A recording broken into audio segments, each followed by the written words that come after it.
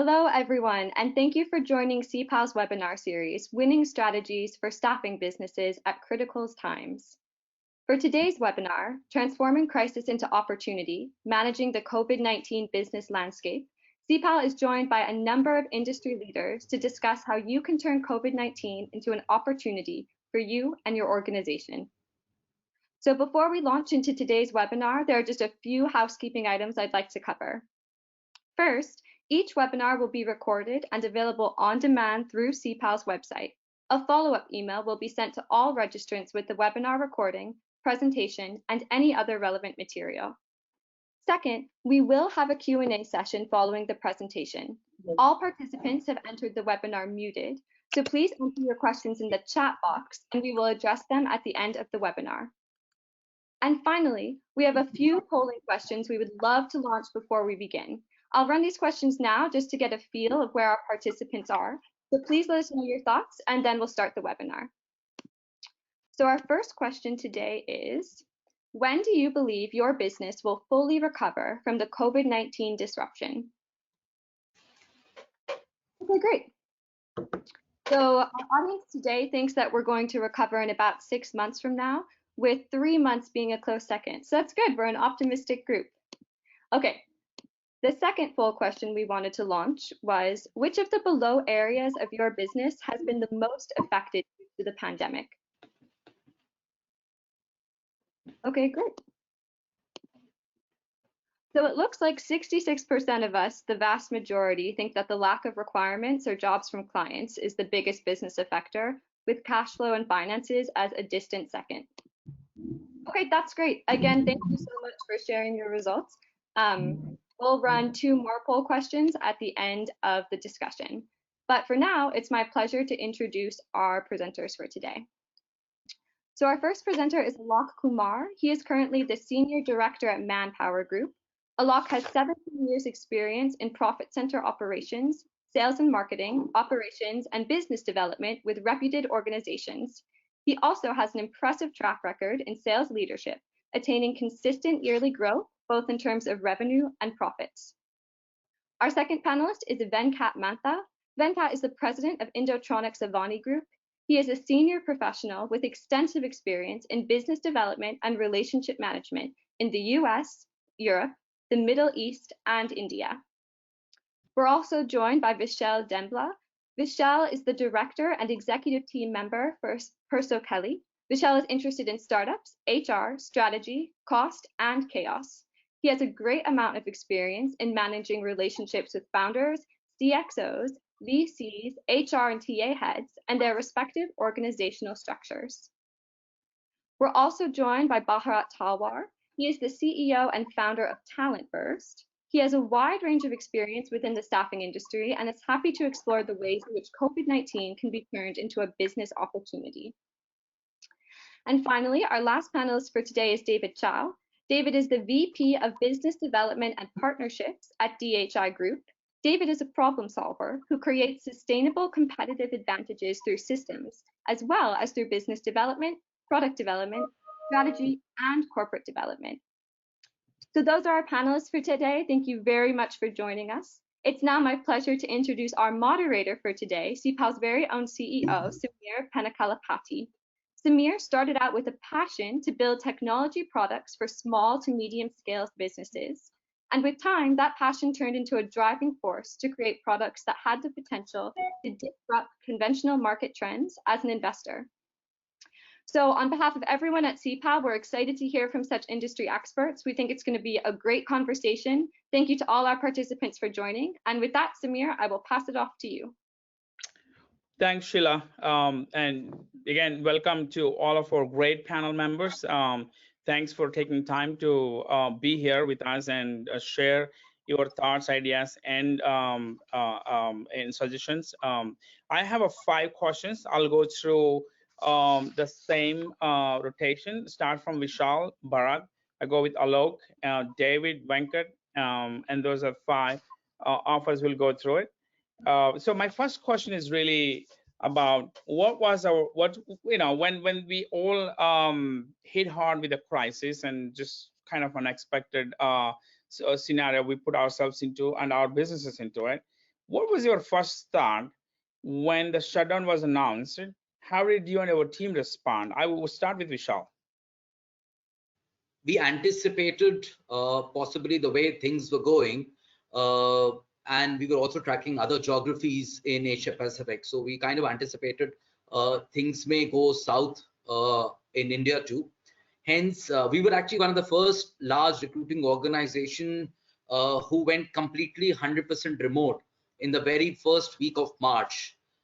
Second, we had formed a quick response team, which consisted of our executive team and head of the departments, which kind of prepared on 8 to 10 parameters on health and safety from the perspective of what would be required as of now and what may be required when we are completely remote is kind of a preparation that we went into.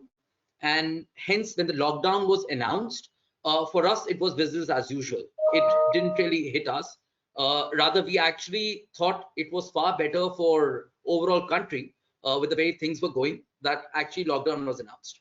So that was a reaction, A, from the business perspective and overall, from the situation perspective that we did. Awesome, thank you. Bharat, I would like to hear your strategy. What did you guys do it when you hear about the shutdown, and then how was you and your team responded to it? So just real quick, when the crisis initially hit us, for the first, I think, 48 hours, I was honestly in kind of a daze. I was walking around my house like a zombie. And we had shut down all our global operations, which was in US, Canada, India, Puerto Rico. All our offices were essentially just shut down. It took us 48 hours to just kind of assess where we were. And at the same time, we had to kind of balance our employees that came first. But then we also saw that there was quite an immediate impact on a few of our very large customers. And we saw two of our customers, essentially, their businesses just went down to zero. And one of them is a global brand, extremely well known in the rideshare business. So they're a large gig economy company globally. And with the shutdowns, their business just got wiped out. So in the first week, I think we had the unfortunate task of at least following a few thousand employees or terminating them, because that was just the unfortunate reality on the ground. However, by week 2, we soon realized that there was actually an uptake in a different segment of our customer base, which was life sciences and healthcare companies. And we saw that several of our life sciences and healthcare companies had immediately swung into action. And the quickest way for them to ramp was by hiring contingent workers or contract workers. So 40% of our business is with, the big pharma, biotech, as well as, healthcare systems or healthcare companies providing anything from renal care to pediatric care, et cetera. And with that, we immediately deployed our resources away from our gig economy customers to the healthcare and life sciences customers. And we saw a fairly consistent uptick in our actual placements. In fact, several of our healthcare and life sciences customers started hiring at a very rapid rate. So initially, we saw our business just fall off a cliff. Like, I think it was March 10th, we saw the business just fall off a cliff by 40%. But then consistently, week over week over week, we saw it pick back up about 5 percentage points. And at the current moment, we're still, below our all-time high in end of Feb, but I think we're trailing by about 10% at this point. So we're still trailing, but we've definitely picked up significantly over where we were in the first or second week in March. Oh, that's great to hear, Bharat.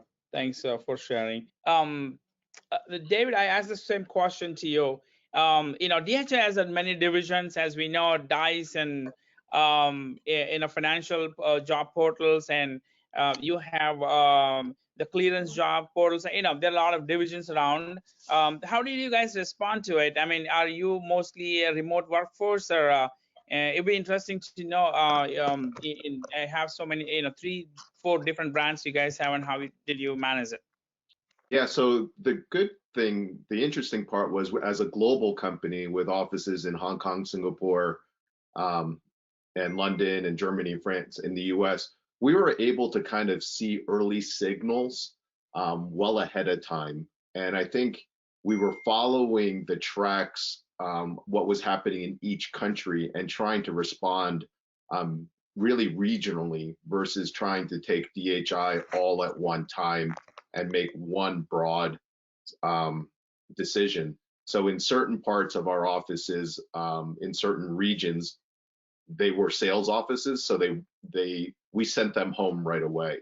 But like our Hong Kong office, for example, had been working from home directly anyway because of some of the events that were happening politically last fall. So Right. we began to understand the signals that we were seeing regionally, and then we responded regionally. And then when it hit the United States, we actually responded regionally in the United States. So we're in New York City, we're in Des Moines, Iowa, and Denver, Colorado. And what we saw was we made New York, for example, mandatory work from home, but then Des Moines and Denver were optional work at home. And then we made, then at some point when the federal rules, then the state rules required people to stay at home, then we adjusted to what the local rules had to be at that time. And that's essentially what we're doing today to handle things, is we are regionally looking at decisions that we have to make and trying to balance. I don't think, for example, New York will open till 2021 because there's one is the fear of the staff, the employees, and that's what we have to accommodate for, right? We've noticed that big offices in London, in New York, that require commuting on public transportation, they're not likely to go back. But in offices like Des Moines, Iowa, Denver, where we drive most of the time, that might happen sooner or later. So I would say we weren't terribly surprised. We formed a group really early on to keep an eye on it. Some of us have college students, and so what we noticed were the colleges were getting very aggressive early on as well. And so we just started taking all these signals, processing the signals through a various number of decisions that we had to make, and then really kind of coming up with a solution that worked best regionally, not necessarily just what shut everything down at one time. I think I was the last to leave our Denver office one afternoon because I love our office and I love it. And so it was one of those, I guess I'll turn off the lights then and go from there. So we weren't surprised. We had prepared earlier and we looked at the signals earlier. Thank you. Alok, I'm back to you again. Yeah, it's better now. Yes. Much better. Okay, fine. So, Samir, I was saying that the first word which came to my mind was VUCA. It's vulnerable, uncertain, and complex and ambiguous. So that was the jargon we used to hear in our boardrooms, but that has become the reality. And then it was the beginning of the financial year, and we have done all the big plans of the sales and all the business plans. I was just flipping through some of the presentations, and it was the figures looks the month on month, the figures look so irrelevant. So it was time to switch to a plan B, another thing which in actual world we got a chance to actually have a plan B. So that was the situation. I had a large sales team, the sales team which was equipped to go to the client to physically have face-to-face meeting, and with all their charm and all their skills, they used to close the deals. Now there is a different scenario with the same team.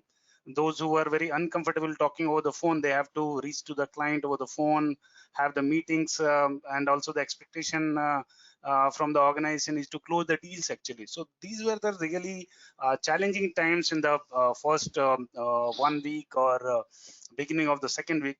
By the time we started getting more and more used to and also started learning. So as Vishal and David was also sharing that they also had some kind of learning experience being a global organizations. That was the advantage Manpower also had. We also tried to get up with our colleagues globally, and actually we had a learning session on how to do cold callings over the phones, how to do telesales. So these were the kind of learning sessions we have organized from the other countries. And then it was by the end of second week or third week, we almost learned how to cope up with this, and our team also get used to of this new normal. And then we started, and as Bharat was also telling, that we also started looking at the other sectors, the sectors which we were never used to expose ourselves. So these were some of the things, and these were the initial reactions, which was I think that was very natural. If you ask, it was no, we were not prepared. Actually, we are not prepared, though we knew that it's coming, but we are not actually not prepared. But when it came, it was kind of actual shift into plan B, and we did that. So I will touch upon in next of the questions what all we do. So yeah. Thank you. Thanks so much. This is great. Venkat, I would like to get your perspective on what was the reaction and how did you guys handle it? Yeah. Thank you, Samir. Thank the CPAL team for inviting me to this panel. Delighted to meet other panelists, and hello to all the people who have joined in the webinar. Yes, as other panelists have mentioned, the day one was pretty much of a surprise for us. To give a perspective, we have offices in the US, Canada, and India, large delivery teams out of India supporting our customers in the US and Canada. Of course, the transition to remote work from home in the US and Canada was very easy. I think it was seamless. But India was something which took us by surprise. We were used to having a situation where all the delivery members would come over to the offices. There were team meetings. It was a very face-to-face, managers sitting with their supervisors, sitting with their colleagues, teaching them, etc., etc. So those things, of course, had to be quickly made remote. The challenges were many of them were really not used to working remote. But the lockdown came, it was pretty sudden, and we transitioned. I would say one thing is that when we actually challenged ourselves and really did move to a remote work situation, it was not as bad as we anticipated. So it was a question of expectations, reality situation. We were expecting the productivity to be really hit, but the reality was it was not as bad as we anticipated. So that was a pleasant surprise. More importantly, I think it has set up ourselves for a new world of saying, hey, let's know how to work remotely across the entire organization. So that was one. And then, of course, the other two things which immediately sprung to mind was looking at cash flows. Very important for a staffing recruiting company, ensuring that our cash flows are positive. We could run the payroll. We are compliant to all the labor laws. So looking at the cash flows, doing a little bit of what if analysis. What if the revenues go down 10%, 15%, 20%? What happens to cash flows? And I must say that we did have a quick meeting within the first week, going back to the financial crisis of 2008, 2009, to say, hey, when the world froze from a staffing perspective for a few weeks, when Lehman went down, then what were the opportunities that came up? So we were constantly talking to ourselves and saying, hey, you know what? There is a crisis, but every crisis opens up a couple of other doors. So what can we do? What can we prepare ourselves to say, there will be opportunities. Are we in the right place? So week one, that was truly what we did, Samir. Awesome, Venkat. Thank you so much. You know, I was just going back to the poll that we have seen it, and six staggering numbers. Almost 2/3 of the participants, they said their business went down because of the lack of the business requirements, which is, I think, we're all talking about. Like in the one side of the business went down, and while you're finding other opportunities. I have something very relevant question I would like to hear from the panel members. And the question is, what are your strategies to retain and acquire new clients while keeping the existing business going as much as you can? And as we are going through the crisis, and we're looking forward towards the end of it, hopefully, pretty soon. What are your strategies to retain retain the existing clients and continue to grow to the new client base in the next 6 months, 12 months, by the time it settle down and bring back to normal? I start with Vishal. Great. So we have a fairly simple strategy, and I always believe strategy, the word itself is so complex. So when strategy should be implemented, it should be pretty simple. So we have just a two-pronged strategy, and what it is. One is we decided that it would be all hands on deck. We anticipated again that the business volume has gone down drastically, and we need business to survive for sure, including the cash flows, Venkat also said. Having said that, the new business acquisition was also mandatory. In the month of March, we had hired a few interns.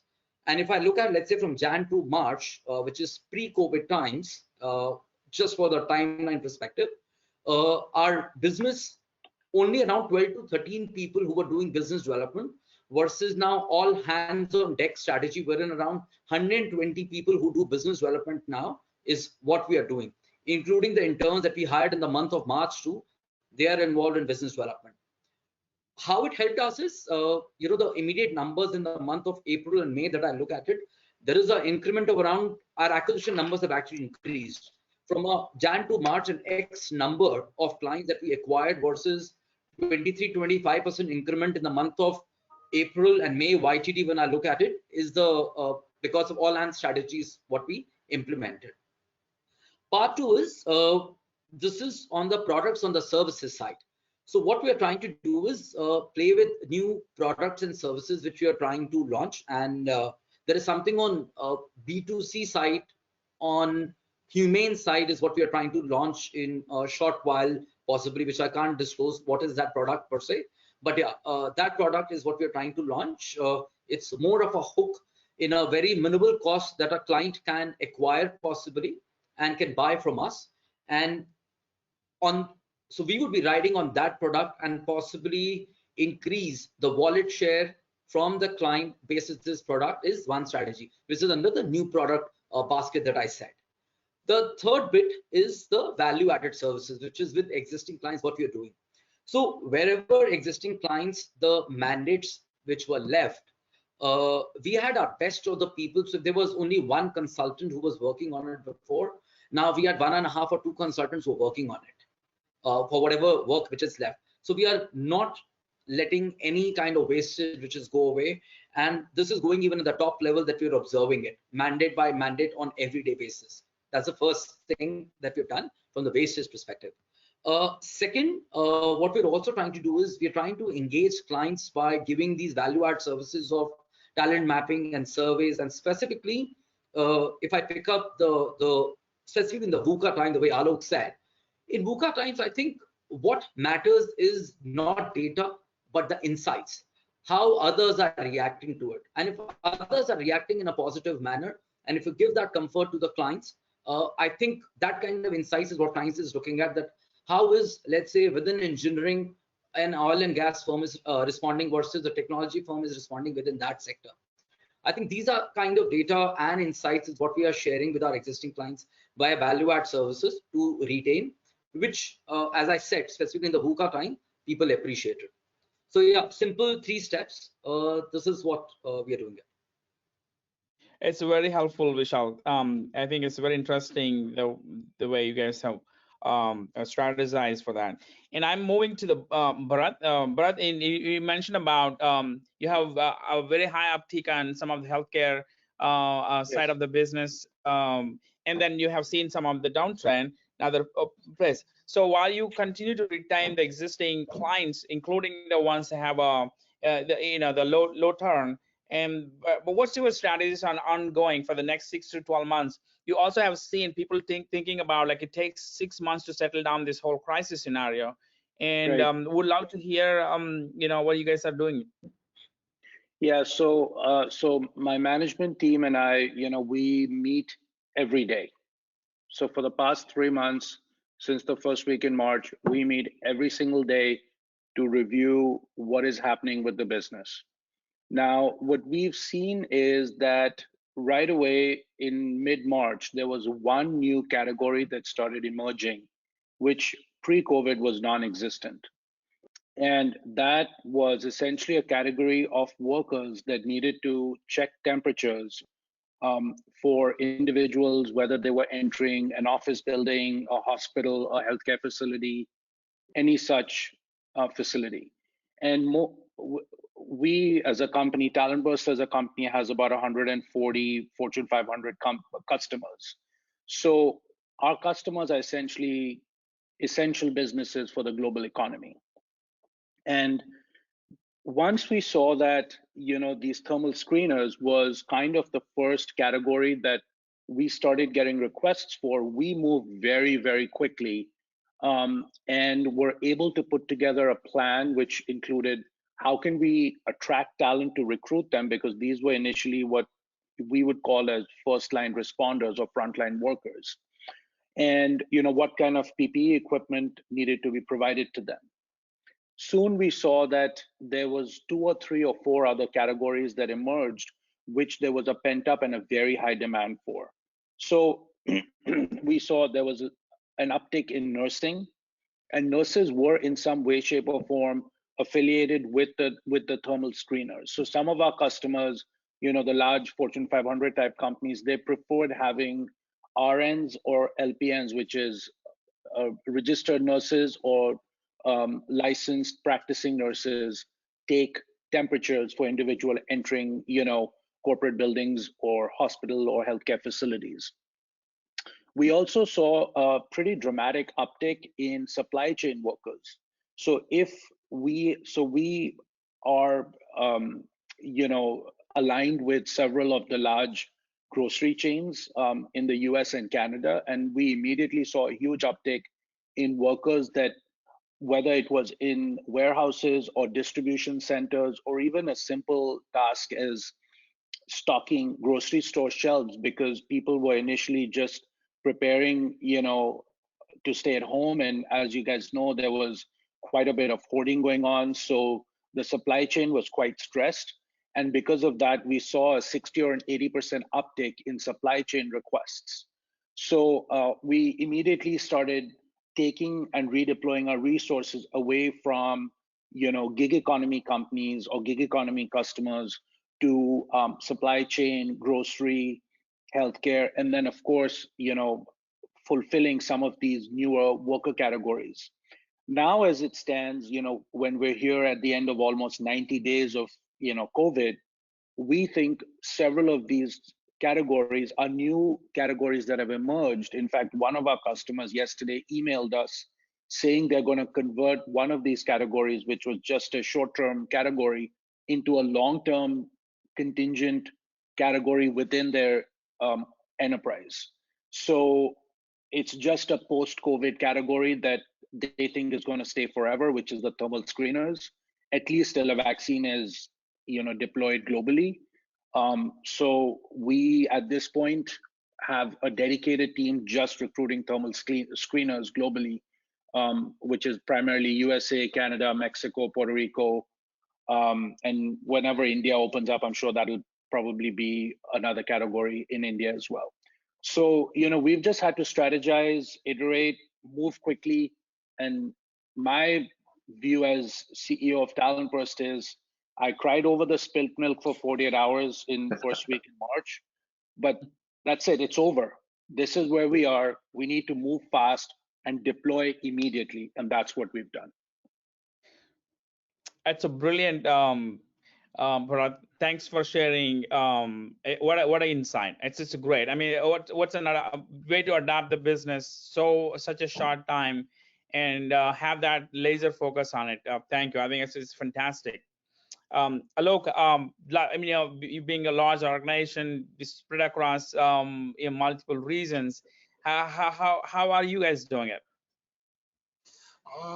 Yes, I mean it was challenging for us from two perspectives. One, we have to protect the clients and our clients. We have to ring fence our clients and the business. And second, being a large organization, we manage somewhere around more than 60,000 workers in India. We manage 60,000 workforce on an everyday basis. So that was a large population, and our worry was also our workers. If they are going to get out of the job, so it's also our, being a large organization, it's also our moral responsibility to take care of their jobs. And at the same time, there are so many directives coming from government and labor authorities, different authorities coming into action. So our job was to educate the client that what to do, what is the legal and most statutory way of dealing with this crisis. I have to also educate all my workers, all my associate, we call them associate, to stay put in and not panic, because we said that okay, the government is there to take care of all your social needs, security, and all those things. That was one of the main main communication which we started doing. And even if there were some of the contractors who are already on the verge of ending their contract, so we had that population also. So we have to take care of that kind of population, and that was the redeployment side, what Bharat was also talking about. So what we did there was a kind of reskilling, upskilling. So those kind of thing came into picture. I'll just share one example. What we did.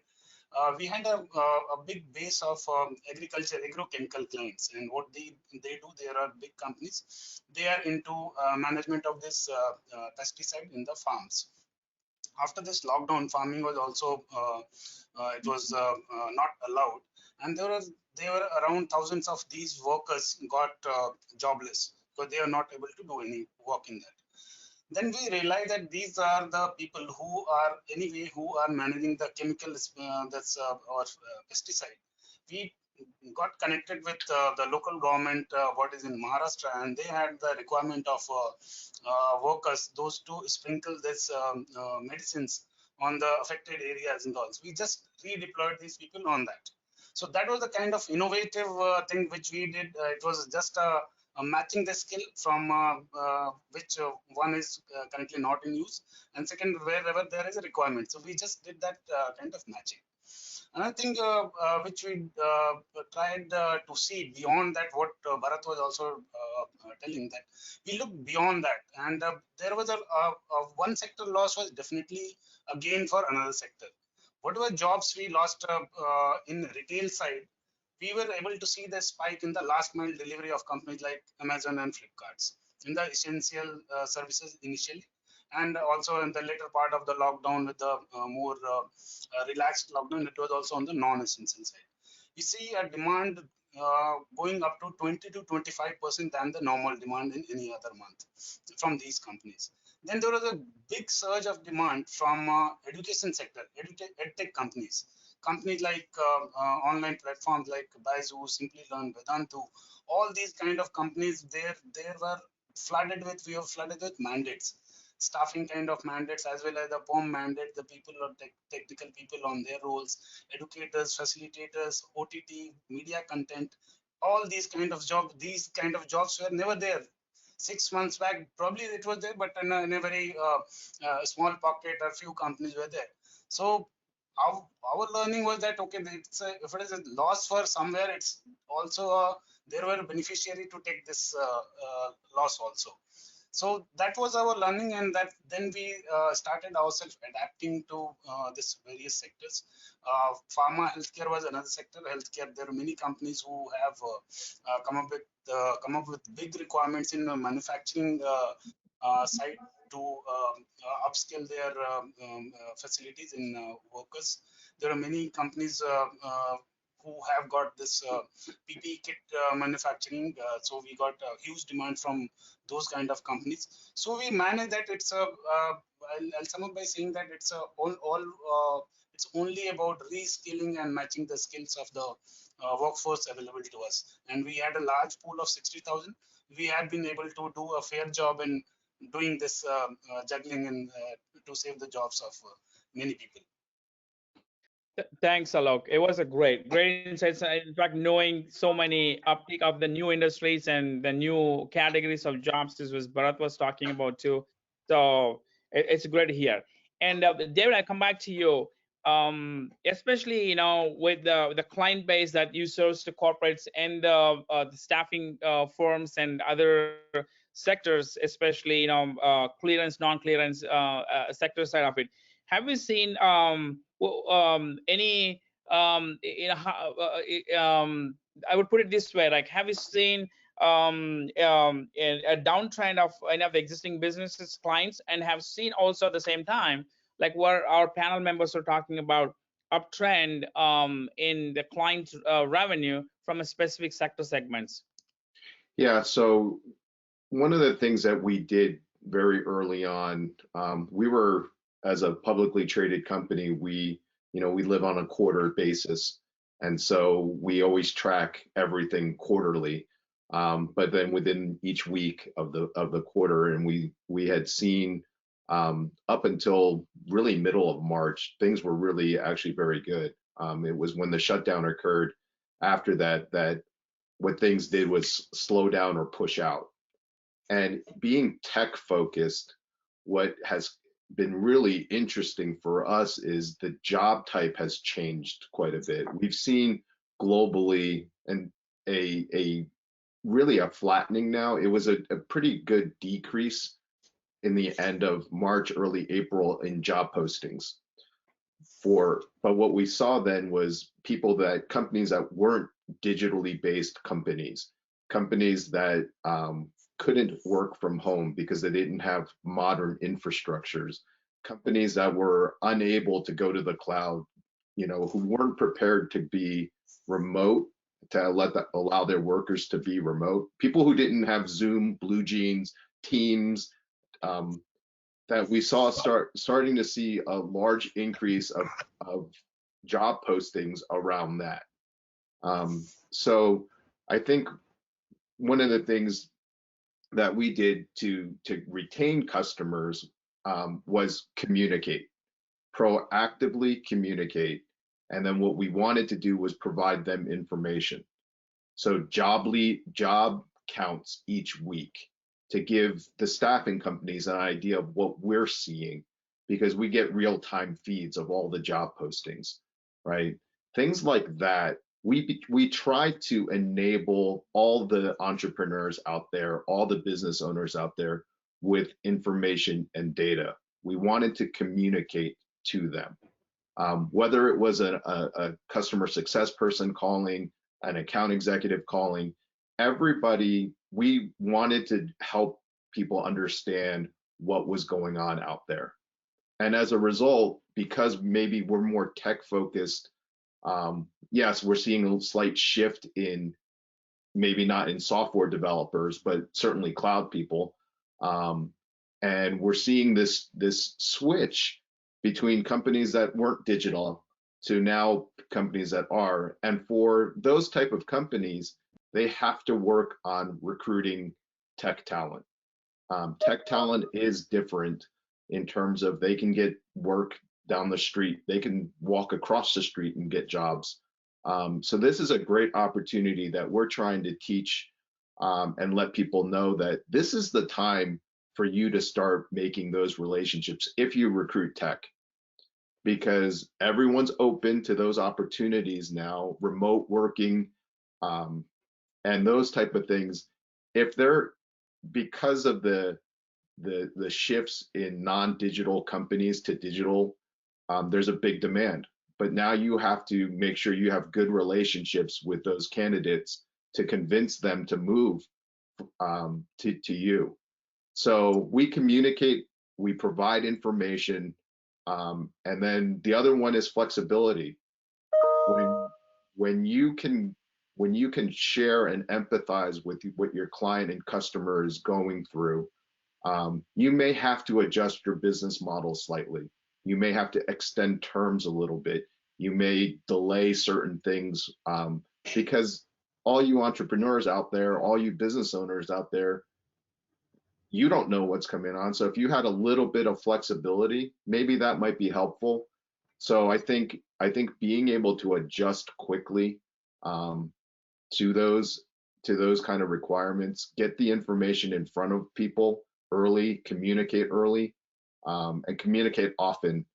I think were the steps that we took to help our existing clients, and then actually to look at new opportunities, because we were coming in trying to be more helpful and helping give knowledge as a result of kind of the history of DHI. And this is especially around the tech world.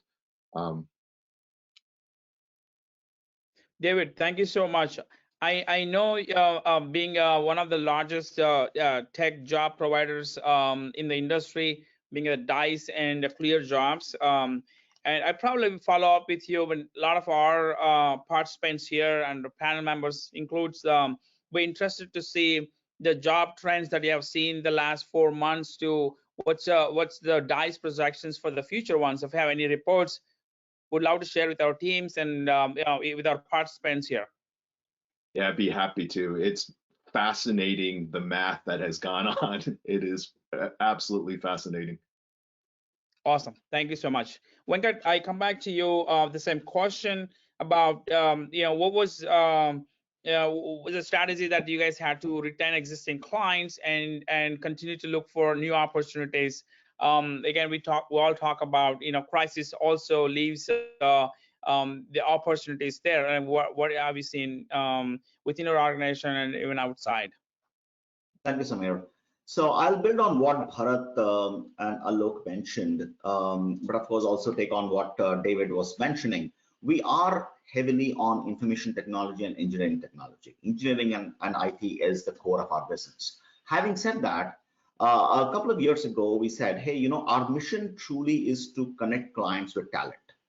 And the moment we define our job in that manner, that's when staffing really becomes a very exciting industry, right? As we all discussed, there are, as Bharat was mentioning, hey, the traditional roles were all becoming very quiet, but this crisis was opening up the door for many other newer kind of roles. A little bit of, as Alok mentioned, some reskilling, and there you have a solution. So one of the things that we noticed was that the newspaper headlines were screaming about unemployment claims, right? I mean, the numbers were just staggering. And obviously, no state government today had the kind of manpower to staff up and understand and register all these unemployment claims. So that was one area we knew that needed not technology people, not engineering people, but basically a ton of folks who would be able to get those claims in and register them. So that's number one. Number two, of course, and so therefore, we luckily got onto a couple of such, I must say, luck, because when you try and knock on 100 doors, suddenly 101st door opens up, right? So that's what happened. Things worked out very well. April was a phenomenal month. That had two byproducts. One is it developed a tremendous amount of confidence in the team to say, hey, let's look out for new things, right? So therefore, one is we messaging from the top and saying, hey, look out for new opportunities, look out for new customers, look out for new things. But then when you see something work, that has a tremendous confidence ground up. And I think that is phenomenal. We were able to staff up a very large number of positions in an area which traditionally has what Indotronix has not been used for. So that's number one. Number two was we knew it was not a right time to talk to new customers, right? I mean, everybody has a triages of problems they were solving. Procurement managers had many, many things on their plate. They were grappling with having to move their workforce remote, etc., etc. Here it was new vendor knocking on the doors, a little difficult. But to get back to what Bharat was saying, hey, unemployment is one issue, but there are many, many things like that. Temperature scanners, we put in proposals. Then now the big thing is contact tracers. So we had a couple of our folks who actually registered onto Hopkins, Johns Hopkins, Coursera sites and said, hey, let's learn what exactly the contact tracers are. So there are a couple of people who know about this now, and therefore our solutions are building around that. So likewise, there were many such opportunities that came up, and the trick was always to say, let's keep looking out. Let's not go inward. The moment we start talking to various people in the industry, talk to people at even existing customers, and say, you know what, you know us for XYZ categories, but hey, at the end of the day, we are a great resourcing engine. We can do ABC, and that's the kind of conversations we're having. And I think that's something which I see many companies in our industry doing. Awesome, thanks, Venkat. I think it's a great insights. I'm sure a lot of our participants here, thinking through of all the strategies and all ideas that we went through. I'm sure that'd be hugely helpful for all of us. I have two more questions, but I'm going to ask this one more of a personal question here for our members. I know we are kind of transition all of a sudden from work from office to work from home, right?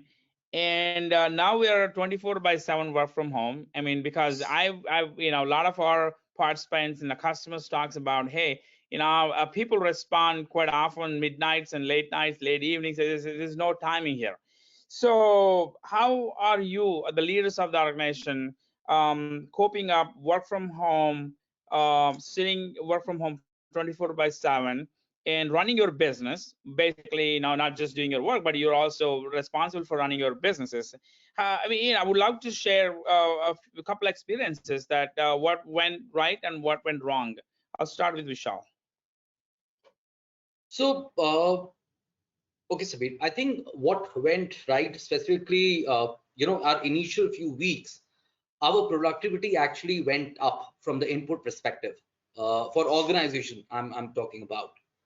Rather, if I even connect with the third question, which was there in terms of how am I taking this lockdown, personally, if you'll ask me, I might have a very different take than quite a few people, not just from this panel, but otherwise. I'm actually enjoying it. I've been like a kid wherein I am trying to grab it with all open arms, and I'm just trying to see what all I can do for that matter. On a lighter note, I've realized, and I keep saying this, so I don't want to look at this lockdown as lockdown. Rather, I am looking at this lockdown as what all it can unlock in you from the potential perspective, and can you just go out and grab it. On a lighter note, I have realized that I'm fantastic when it comes to mopping the floor. I'm brilliant. I think when I mop the floor, on a lighter note. But if I look at other aspects for that matter, health was not my focus. So I've started doing yoga, and like after a long time, I think I've not fallen ill, specifically in this season. Let's say if I look at, the timeline of my life that I've lived. So yoga, and even so we are on calls like for good 7 hours, and at times when our executive team calls or the India board calls are there, the call go on for like 9 to 10 hours. So I've started measuring steps per se, like walk the talk is what I do. There are times when I've walked for like 18 kilometers within my house in a day is what I'm talking about. The third thing is, so I come from social work background, and I realized that, I've seen 2008 recession also. I was in the bank, in the Standard Chartered Bank, so I saw it very closely. And this is a second, let's say, a very big calamity stroke recession is what I'm seeing. If I correlate both of them, mental health is a fairly big issue that I see, when you're working from home, and otherwise it's required specifically during this time. So, and that's very close to my heart. So I've launched one of the helplines. This is for mental and psychological social support with one of the NGOs. We have done some hundreds of calls wherein we volunteer for 2 hours a day, different volunteers. So that's the another thing that I have used my time, on personal basis. And as I said, how can you contribute right now in terms of unleashing or unlocking yourself? So health, mopping, as I said, then on the mental health side for that matter. The last and not the least, I think, we have been pushed. So till now, let's say the technology agenda was always left with the chief technology officer or the CEO per se. It has now, because of COVID, I think it has forced us to be technology savvy, is what I would call it. So I'm trying to be part of this no code movement. Very soon I would be launching a website or an app which would have been made by me. And I'm a no coder, by the way. I'm a social work master's. So I think personally and professionally, that's how I'm trying to use time. And even let's say on office side, for example, or on an organization side, we've opened these multiple groups to engage with people for that matter. And whosoever is good, let's say there are some people who like to cook, for example, some people who like to act, for example. So TikTok is a new skill set that we have picked up. I think a lot of us, I'm a millennial, by the way, still. So, but yeah, I was not updated with the TikTok as a skill set. So I think these are few things. And if I combine on, the lighter and slightly the professional side of it is, we are trying to mix all these things together so that life is still easy when you look back. And professionally also, we are not trying to push people a lot for that matter. And we're trying to say, fair enough, yes, there is a situation. We know that you are also caught over here. So why don't you mix some personal stuff and also learn, unlearn whatever you have done in last 20, 30, 35, 40.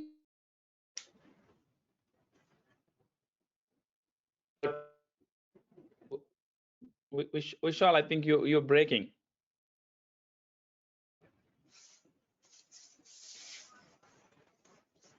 Vishal, I think you're breaking.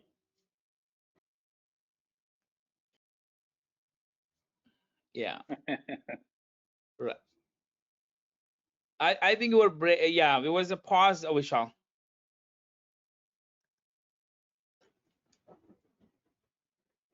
Yeah. Okay, I'll move to Bharat because we're Bharat, I asked you a question, the same question, right? And especially running an organization, not just the personally, but in the business side of it. What worked out and what didn't work out for you? You know, I said this to everyone in the first couple of weeks of when this happened. Thank God we had a corporate account with Zoom, and that really helped us, just flip the switch with remote work instantly. And I think my company overall, our productivity is way up working from home remotely over the COVID landscape. I think, myself included, I'm sometimes responding to emails almost as late as midnight or, even 1 o'clock sometimes, because, you just end up walking around the house or watching a movie late or something. But the other thing is, like what Vishal said, I've definitely, been talking to our employees, many of whom are, spending more time with their families, they're cooking. Some people are going for walks or going for runs just to keep themselves healthy mentally and physically. So, frankly, for me, I mean, despite, if I set aside the human toll, I think the new work environment that COVID has created for us involuntarily, I personally prefer this to the pre-COVID lifestyle that I had as an individual. I get to spend more time with my kids, cook more, eat healthier food, not taking clients out for fancy meals, drinking a bottle of expensive wine, eating large steaks, it just is a better, balance in our life. Additionally, the environment seems to be responding as well. I was reading that carbon emissions are now at the lowest point since 1935, which is just astounding to me. And having grown up in India, and even though I don't live there, I live in Boston. I'm seeing pictures that my family or friends or colleagues are sending where the sky is blue, the birds are out, animals are finally getting back to their natural habitat. As humans, we've been, quite gruesome towards the environment as well as nature. So, there's definitely some positive outcomes of this, and we just have to take the hand that nature has dealt us right now, and till the time that there's a vaccine, we just have to make the best of it in this new reality. Thanks, Bharat. That was great. Alok, I'm moving to you.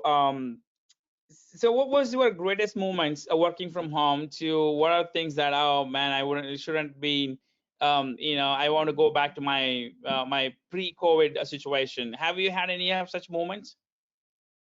Oh yeah, there were many. So we had definitely, yes, it was challenging to adapt to this new normal, which is still to accept whether it's normal. So we have distraction at home, children running around. Then we have to also contribute towards the Vishal was saying, mopping and cooking of the doing other things. So those were the things, and I feel that it has, yeah, the productivity definitely has gone up because I think that the boundary of okay, it's 9 to 5 or 9 to 6, that boundary has gone. People are, I think it's more approachable now, and since we are talking more over the interacting more over the telephones, video calls, so that the touch points have increased, because it's now the workplaces, earlier the workplace for 100 people was one place, now the workplaces are scattered, so our touch points have increased drastically, and that is also giving us some perspective to know better of our colleagues to whom we are not interacting, and how to get the things done over a call or over a chat or a mail. So all these things we are learning. It's a new learning for all of us, and we have never used to have done these kind of things. Coming to the second part of that, we have lots of talk, like Vishal was also talking about, Bharat also mentioned on the technology side of it, that technology, it's how it's going to determine us, that the way we are going to work, whether it's work from office, work from home. There are many corporates also, we have seen in the news that they are trying to scale down their operations from the traditional brick and mortar kind of things to the virtual work from home. So those kind of things also we have seen. I feel that going forward, it will be more. And one more thing has happened now with this work from home. Earlier, our talent were restricted because we wanted the talent to walk up to our offices.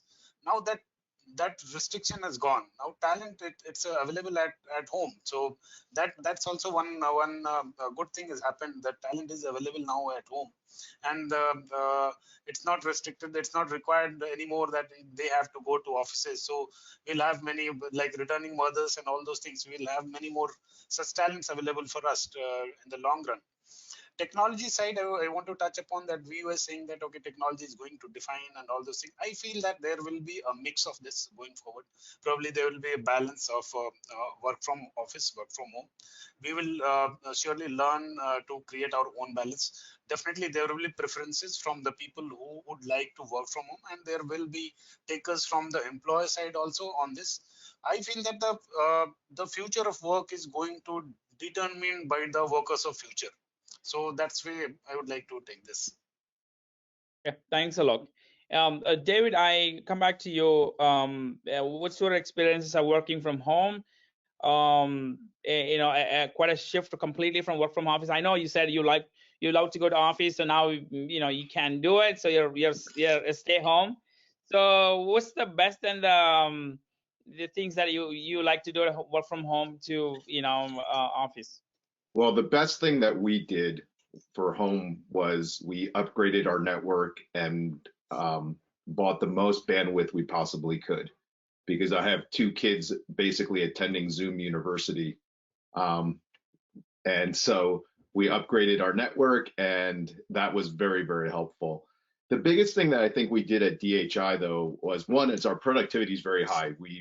As a technology company, we are able to do basically anything, anywhere. I've had conference calls on the river when I'm fly fishing. So technology is great. The big thing I think we did is we actually enacted a walking contest, like Vishal was saying, where we had for 30-day challenge. We tried to challenge everybody to get 10,000 steps, and so you tap into people's competitive nature, and you force them to go walk and take breaks. So as everyone's here, you can spend 7, 8, 9 hours on video conference calls. When you have that contest out there, and then we created teams, so you couldn't let your team down if you didn't get your steps. So I think that was the best thing. I hated it because sometimes it was super cold and snowy here in Colorado, and I had to go out and get my steps, but I also loved it because you had to go out and get your steps. So it's really a balance question, right? And I think we probably all err on the side of working too hard. And so it's nice to be able to get out and make people go and have steps and take walks. So I love the fact that my college kids are home, but it's also, you know, I think they hate it more than anything else. Thanks, David. To you, Venkat. Again, I know you love to go to office and work from office. Now you have to be, you know, staying home. So what's the best and the challenging experiences working from home? Thanks, Amir. So I'll talk a little bit more about the overall team itself. My workplace, thankfully, is just around the corner, so really commute saving was not a big thing for me. But I do recognize that across New Jersey, since a large part of the population either used to travel to New York City, commute to New York City, or many of them from southern parts go to Philadelphia, for them that has been a tremendous saving. In our global locations, especially in India, due to the lockdown, the initial weeks, a lot of relief, right? People are doing the commutes in the cities of Hyderabad or Bangalore or Chennai is not exactly a great cup of tea for anybody. So that's been a great saving. People loved it. But we have so far at least tried and maintained a work-life balance. We have said, hey, you know what? We understand that now you have access to work 24/7. It does not mean that that is work for you, right? I mean, it's good to have still a point where you shut off and say, you know what, this is done. Let me get back to the other things in life which are important. Because I do know that when we first started becoming electronically connected, people said, hey, great, fantastic. You know, you can be on emails, you can respond 24/7. And then we ran into issues of mental hygiene, etc. So acutely aware of trying to see how to maintain the balance. And of course, in New Jersey, one more thing that we are exposed to is the plight of the essential workers, many of whom were impacted pretty negatively. So while we indeed on a personal side were loving the fact that, hey, we could work from home, the news coming around sort of put a little bit of a damper on the great enthusiasm and said, hey, let us be sensitive to our communities, to the people around us who still have to go to work and the exposure that the virus is having on their lives. So I would say it's a bit of a balance. I have loved it so far, but I would love to go back to office and work. Again, I don't know about all my India colleagues. They must be loving the fact that they don't have to handle the traffic. But let's see how this goes on. I think it's still up in the air. Oh, that's a great. Thank you so much for all of your input. One last question. I wanted to ask you maybe a minute, because we have a few other things that the Sheila would like to handle it before we conclude the session. But this is, I think, is also a very important question. I can't let go without asking and getting your feedback on it. What advice would you give to the entrepreneurs and the senior executives in the organizations on survival tips? You know, hopefully this is the last, but you know, let's be realistic. You know, if you have situations like this ever happens, what would you give with two suggestions, like two of your thoughts? I'll start with Vishal. Okay, I think first would be let's go back to whenever in doubt, you know, old is gold, which basically means you know, start focusing on the fundamentals. And I think we should start focusing on bottom line based balance sheet rather than the top line based balance sheet. That's the first advice that I can possibly give. You know, let's pick up strands even from the .com crash of 2000. Capital and risk capital both would be dried up, and that happened in year 2000 also, which basically means for large and small organizations and including startups, there would be a lot of challenge in terms of how to survive. So I think there would be three stages, which is we were in spending cash stage to moving on to conserving cash stage to now I think building cash is what we should be focusing on. I think if these fundamentals are taken into consideration, and cash has always been the king, starting from Warren Buffett to the most of the businesses who have seen the days of these flights, is the cash is the king. And as I said, let's revert back to old as gold. I think these are the only two areas that I would possibly say that one should focus. And secondly, last but not the least, and I think all panelists would maybe agree, barring I think possibly for David, because they're a tech-focused organization for all practical purposes. I think at least for all non-tech based businesses, we need to start looking at technology in our workflows, because somewhere I think the speed with which we would be able to adapt and be possibly be able to implement in our workflows, which is a non-tech based businesses, I think our survival would be for the very, very long time. I think these two advices that I can possibly share. So yeah. Thank you so much, Vishal. Bharat, I come back to you. Again, we have a lot of entrepreneurs, the business leaders, the senior recruiters in the industry here as listeners, participants. What's your advice for them? Two points if I had to think about it. I mean, there's three pieces of this right now. First piece is the employees. Okay. So we are definitely working towards ensuring that our employee morale is as high as possible. Unfortunately, we did have to give pay reductions across our entire company, myself included. And we have tried to restore compensation back to pre-COVID levels as quickly as possible. Second thing is, like Vishal said, cash is king. So we have very actively been keeping a very tight grip on our receivable, because now is the time receivable is going to slip. If it slips and your customers either file for bankruptcy or Chapter 7 dissolution, you're in trouble. And if your cash flow is not in control, that business will definitely sink. So we were very, very, very proactive. Literally on week one, anyone that was past their payment terms, we immediately called them and pushed them extremely hard to pay up immediately.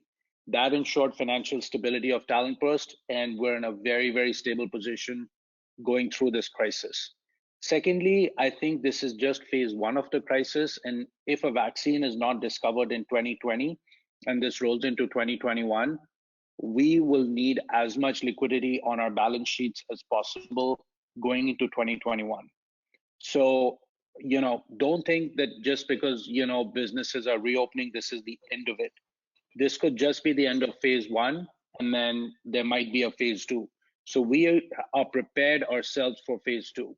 And thirdly is, we're working really closely with our customers to figure out what is their business going to look like post-COVID. So for example, one of our customers is the largest hotel chain globally, and they now have a new category of sanitizers because they need to ensure that every single room and bathroom that is available is sanitized and clean, and no one, is impacted by, unsanitary conditions at any of their, properties. So we're working closely with them to figure out what the plan for the future will look like, because that could open up a whole new slew of, opportunities for our company. So yeah, so employees, cash, and customers. Those are the three things that we've broken up, and we have laser focused on them. Thanks, brother. That's golden. Alok, again, I'm just asking the same question about what advice would you give to the entrepreneurs, the business leaders, the two things that you think, your perspective, the most important to continue the crisis, and we don't know when it ends, to any future ones. Yeah, thanks, Amit. I subscribe to what Bharat said completely. I'll not repeat that. That cash and customer is a very important part. I would like to touch upon a slightly different thing. It's and during this crisis time, it's very important to manage the expectations. Managing the expectation of your employee, managing to your board member, your managers, managing the expectation of your clients also. having defined the magnitude of the problem and then translating this, what does it mean for the business in terms of the business impact, and then then having a planning around that, then only it will give you the right solution to solve the whatever problem we are facing. That's number one, to manage the expectation. Number two is it's important to remain positive, to be productive, to remain productive. It's very important. That applies for everyone. And the third thing, very important thing, is what which at Manpower we have also done.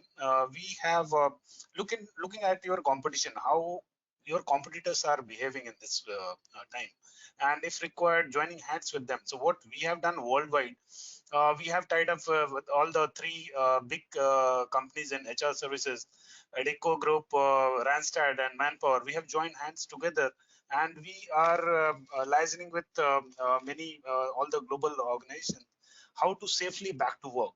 Because it's in the interest of the entire ecosystem. What we have done, we have tying up with various government, all the more than 55 countries. We are taking this initiative. We are also having discussion with ILO, International Labour Organization, various trade unions, and we are trying to define a new protocol how to safely back to work. Because once we started, what we started with earlier, it was a health crisis. Now we are dealing with the economic crisis. Unless we are able to have more and more demands to the corporate world, to supply to the more workforce to the corporate, we are going to have a huge economic crisis.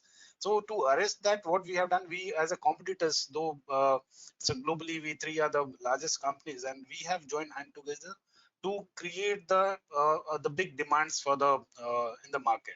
So that's what advice I would like to give to everyone, that look around. If it makes sense to join hands with your competitors, it's the time to do that. That's wonderful. Thanks, Alok. That's a great advice. David, back to you again. And I know you look at the market and the competition in a different perspective, as Alok talking about it, right? And what advice would you give to the entrepreneurs that you guys work a lot in support a lot of entrepreneurs and businesses across the globe? But what's your two advice points you think of? Well, I think I'm going to support what all my panelists have said about build cash, but I'm going to be contrarian in the build cash. I'm going to say build cash because it's a great buying opportunity or a partnership opportunity, like Alok was saying, right? So you're building cash, but not, I think it's because there's a great future coming, right? There's great opportunities coming, and there's great bargains right now. So I would say build cash, be conservative, and then be opportunistic, because there are wonderful things to partner with. There's great opportunities to buy companies. There's great opportunities to invest in your team and products. So yeah, build cash because we don't know, but once you see something, act, because all your competitors are going to either do something or they're going to crawl in a hole. And what we've seen in 2000, in 2008, in all these, dips, we've seen companies that just basically turtle. They come into their own shell and they never come out again. So go and look, because there are opportunities out there, and take advantage of it. Don't follow everybody. And that following means to just hunker down. Don't do that. Conserve your cash, because you got to look for the opportunities that are going to come out. That's a great advice, David. Thank you so much. Venkat, back to you again. You've been in the industry for 20, 25 years. You've seen many firms, small becomes a global giant here, and also you have seen this, the crisis levels of 2000, 2008. What's your advice? What have you seen in the market in the past, and what's your advice to the entrepreneurs and the business leaders? Thanks, Amir. So two things. In addition to whatever the panelists have mentioned, I completely echo. Every crisis has also opportunities, two sides of the same coin. Cash is king, and as David mentioned, different perspective. Companies will go under, There will be great buying opportunities. Be prepared. The third thing which came to me, at least from an experience point of view, is clients will drive efficiencies. Every crisis will change the order of the supply chain. There will be some companies which will not be able to cope up with the new world order. There will be some which will adapt. And so while this change happens, opportunities of buying will happen. At the same time, the companies that need, the business entrepreneurs who need to see the light at the end of the tunnel while maintaining cash and ensuring that they are there, should make sure that they always think and say, how do we remove inefficiencies in our processes? Clients are going to demand somewhere down the line either a better pricing, a lower, in some way, cost savings will be tied into whatever the clients will demand of you. So if we are ready for it, I think we are better prepared mentally, because sometimes the cost saving issue is more a mental challenge. How do we challenge ourselves to say, how do we save more money, not only for ourselves, but for our customers? And finally, I think one of the things that I must mention we did was we did not fire anybody. We knew the crisis was coming. We said we don't want to do it. We know a lot of people will do it, but hey, let us be contrarian. Let us give hope to our employees, because we have built their expertise. We have invested time and effort there. We want to make sure we convey to them that tomorrow when business goes up, we don't want to be scampering around and hiring people. The workforce is there. Or where there are temporary peaks, we are there automatically to address it. So I think the important thing is to convey hope, convey positivity, but more importantly, make sure that you know the clients are going to come after you for increased efficiency. Get ready. Thanks, Venkat. And you know, the last question was so great. I just wanted to sum up. The panel members talked about most three things. If I have to say, everybody's agreeing with it. You know, preserve cash as much as you can. Continue to support the employees. Number one. Number two, you know, look out for opportunities, right? And take a time, preserve cash, support your employees, but look out for opportunities that might present to you right after this crisis and, you know, post-crisis scenario. And number three, I see it, everyone's talking about, you know, tighten up your supply chains, tighten up your processes. So maybe you look into your systems you have it, look into your process you have it. Maybe can you, you know, bring more efficiencies towards to that. So I see those three great advice, and thank you. I think we learned, all of us be very thankful for our great advice, suggestions, and I think we are all be better off this last 1 hour knowing the advice perspectives, and I'm sure we're going to write up a summary of what we have shared, with the best interest of sharing with the community and the people around. And of course, you will also have a copy of that.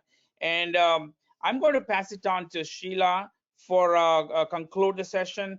But before that, I personally thank every one of you, Vishal, Bharat, Alok, David, Venkat. Thank you so much for joining and giving us the valuable time for us. I truly personally appreciate for that. Pass it on to Sheila. Okay, great. Thank you so much, everyone. Thank you to all our panelists, and thank you to Samir for coming up with these questions and for facilitating a great discussion. So we've overshot our time a bit, so we are going to cut our polls and our Q&A. All of the questions that are now entered into the chat box, we'll get our panelists and Samir to review, and if you follow us on LinkedIn or reach out to us via social media, we'll respond that way. So again, thank you guys so much for coming. We hope you enjoyed. Please tune into our other webinars, which are normally held on Thursdays, and stay safe out there, everyone. Okay, goodbye. Thank you. Thank you. Thanks, everyone. Cheers, everyone. Take care. Thanks, Samir. Thanks, everyone. Thanks, Sheila.